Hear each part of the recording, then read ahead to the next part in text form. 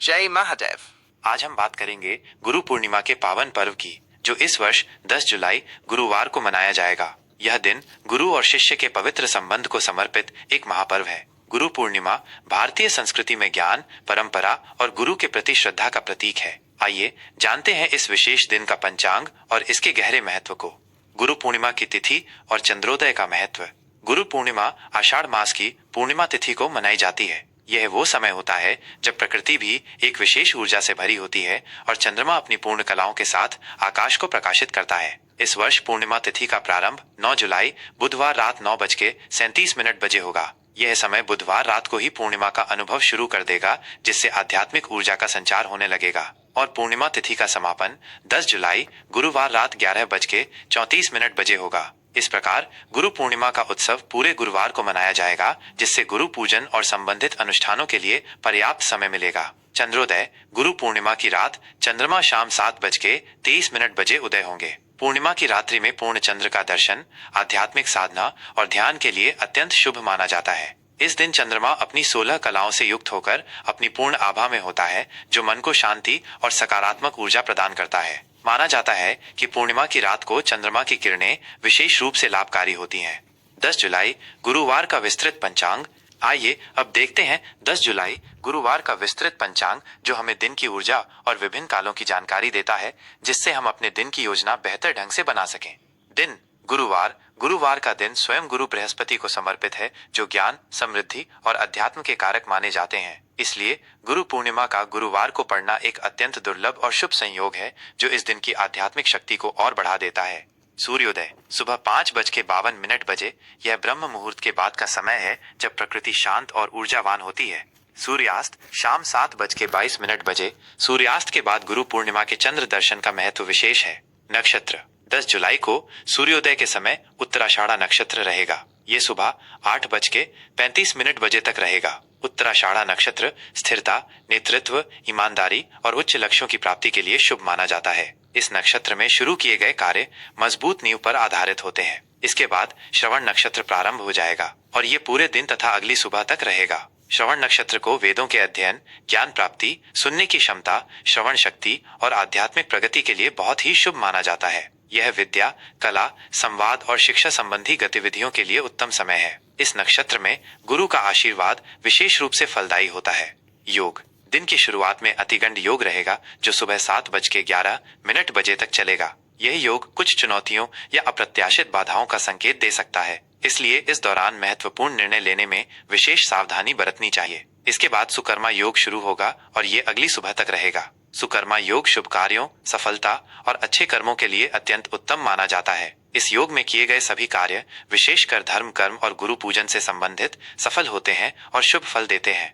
करण 10 जुलाई को सुबह 10:48 बजे तक भवकरण रहेगा। यह शुभ कार्यों के लिए अच्छा माना जाता है। इसके बाद बालवकरण रात 11:34 बजे तक रहेगा। यह भी शुभ और रचनात्मक कार्यों के लिए उपयुक्त है। और फिर कौलवकरण प्रारंभ हो जाएगा। ये करण दिन के विभिन्न हिस्सों में गतिविधियों को प्रभावित करते हैं और चंद्र तिथि के आधे भाग होते हैं। चंद्र राशि। इस पूरे दिन चंद्रमा मकर राशि में संचार करेंगे।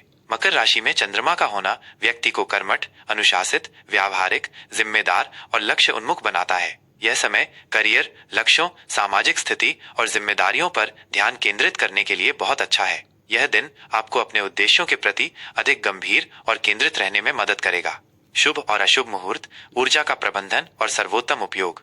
किसी भी महत्वपूर्ण कार्य को करने से पहले शुभ अशुभ मुहूर्त का ध्यान रखना भारतीय परंपरा का एक महत्वपूर्ण हिस्सा है। यह हमें दिन की ऊर्जा का बेहतर उपयोग करने और संभावित बाधाओं से बचने में मदद करता है। शुभ मुहूर्त। अभिजीत मुहूर्त दोपहर 12:06 बजे से दोपहर 12:59 बजे तक। यह दिन का सबसे शुभ और शक्तिशाली मुहूर्त माना जाता है। इस दौरान किए गए सभी शुभ कार्य, चाहे वो कोई नया काम शुरू करना हो, महत्वपूर्ण निर्णय लेना हो या गुरु पूजन करना हो, सफल होते हैं और इच्छित परिणाम देते हैं। यह गुरु पूर्णिमा के दिन गुरु पूजन और संकल्प लेने के लिए आदर्श समय है। अमृतकाल रात 9:16 बजे से रात 10:48 बजे तक। यह समय भी आध्यात्मिक साधना, ध्यान, मंत्र जाप, पूजा पाठ और रचनात्मक कार्यों के लिए बहुत अच्छा है। यह विशेष रूप से श्रवण नक्षत्र में होने के कारण और भी फलदायी होगा, जिससे आपको आत्मिक शांति और ज्ञान की प्राप्ति होगी। अशुभ मुहूर्त। राहु काल दोपहर 2:11 बजे से दोपहर 3:51 बजे तक।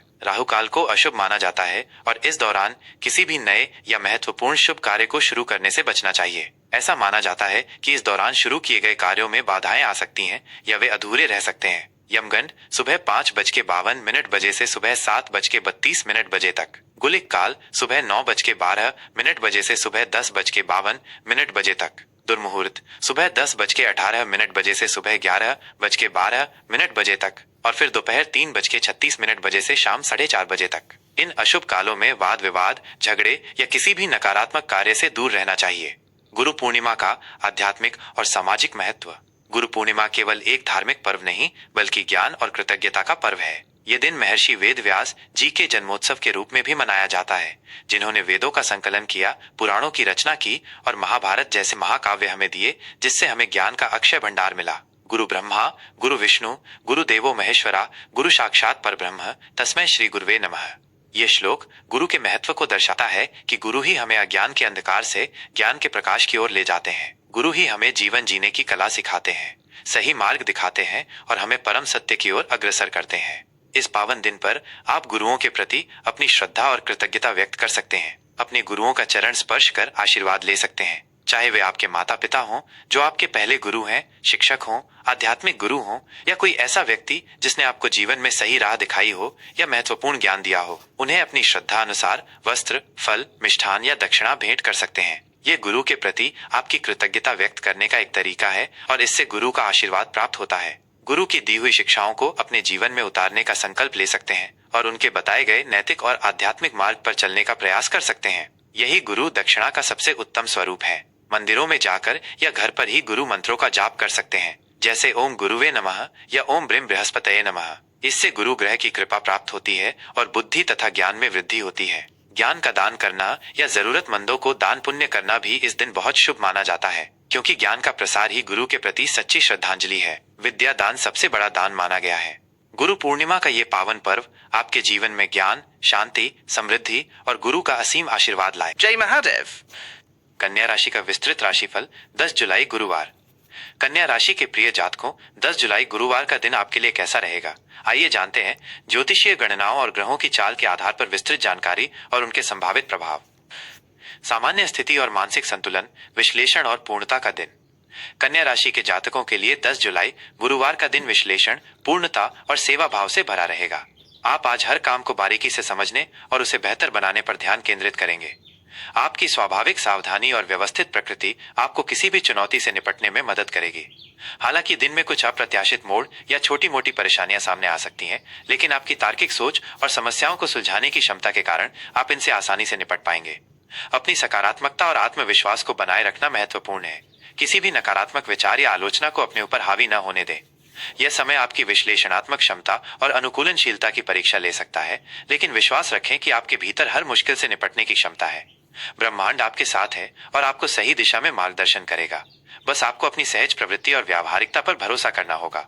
आपकी दक्षता और विस्तार पर ध्यान देने की क्षमता हर बाधा को पार करने में सहायक होगी। प्रेम और संबंध, समझदारी और सहायक भूमिका का महत्व। प्रेम संबंधों के मामले में आज का दिन समझदारी और सहायक भूमिका पर केंद्रित रहेगा। आप अपने साथी के साथ बौद्धिक और व्यावहारिक स्तर पर जुड़ने की अधिक इच्छा महसूस करेंगे। आप उनकी समस्याओं को सुलझाने और उनके जीवन को बेहतर बनाने में मदद करना चाहेंगे। ऐसे में धैर्य और समझदारी से काम लेना आवश्यक है। अपने साथी के साथ खुलकर बातचीत करें, अपनी भावनाओं को ईमानदारी से व्यक्त करें और उनकी बातों को भी ध्यान से सुनें। एक दूसरे के दृष्टिकोण को समझने का प्रयास करें और छोटी मोटी गलतफहमियों को तुरंत दूर करें। अपने साथी की जरूरतों पर ध्यान देना और उनके प्रति सहायक रवैया रखना आज विशेष रूप से महत्वपूर्ण रहेगा। कुछ अविवाहित जातकों को आज कार्यस्थल पर या किसी सेवा उन्मुख गतिविधि के माध्यम से किसी ऐसे व्यक्ति से मिलने का अवसर मिल सकता है जो भविष्य में एक महत्वपूर्ण रिश्ते में बदल सकता है। आप किसी ऐसे व्यक्ति की ओर आकर्षित हो सकते हैं जो आपकी व्यावहारिक सोच और जीवन के प्रति गंभीर दृष्टिकोण से मेल खाता हो। वहीं विवाहित जोड़ों के लिए घरेलू जिम्मेदारियों या स्वास्थ्य संबंधी मामलों पर अधिक ध्यान देने की आवश्यकता होगी। कभी कभी अधिक आलोचनात्मक होने की प्रवृत्ति के कारण हल्की नोकझोंक संभव है, लेकिन इन्हें ज्यादा लंबा न खींचें और समस्या को बातचीत से सुलझाने का प्रयास करें। अपने साथी की भावनाओं और खुशियों का ख्याल रखना और उनके साथ गुणवत्तापूर्ण व व्यवस्थित समय बिताना आपके रिश्ते में मिठास और गहराई लाएगा। अपने पार्टनर को बताएं कि आप उनकी कितनी परवाह करते हैं। करियर और कार्यक्षेत्र, दक्षता और विस्तार पर ध्यान। कार्य क्षेत्र में आज आपको अपनी दक्षता और विस्तार पर ध्यान देने का खुलकर प्रदर्शन करना होगा। यह दिन आपके लिए अपनी विश्लेषणात्मक क्षमता और संगठनात्मक कौशल को साबित करने का एक बेहतरीन अवसर है। आपको अपने मौजूदा कार्यों के साथ साथ कुछ महत्वपूर्ण प्रोजेक्ट्स या अतिरिक्त जिम्मेदारियां भी मिल सकती हैं, विशेषकर वे जो डेटा विश्लेषण, अनुसंधान, स्वास्थ्य सेवा या व्यवस्थित कार्य से संबंधित हों। इन जिम्मेदारियों को बोझ समझने के बजाय एक चुनौतीपूर्ण अवसर के रूप में देखें। आप अपनी लगन, सटीकता और व्यवस्थित कार्यशैली से इन कार्यों को बेहतरीन ढंग से पूरा कर पाएंगे, जिससे आपके वरिष्ठ अधिकारी अत्यधिक प्रभावित होंगे और आपकी सराहना करेंगे। आपकी मेहनत और समर्पण को पहचाना जाएगा, जिससे भविष्य में पदोन्नति या नए प्रोजेक्ट मिलने की संभावना बढ़ेगी। व्यापारियों के लिए यह दिन योजनाबद्ध तरीके से काम करने और दक्षता बढ़ाने के लिए बहुत अच्छा है।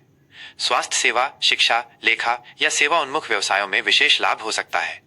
निवेश से संबंधित निर्णय लेते समय सावधानी बरतें और किसी भी बड़े निवेश से पहले पूरी तरह से शोध करें और विशेषज्ञों की सलाह लें। अनुसंधान, विश्लेषण या विस्तार उन्मुख परियोजनाओं में निवेश करने वालों को लाभ होने की प्रबल संभावना है।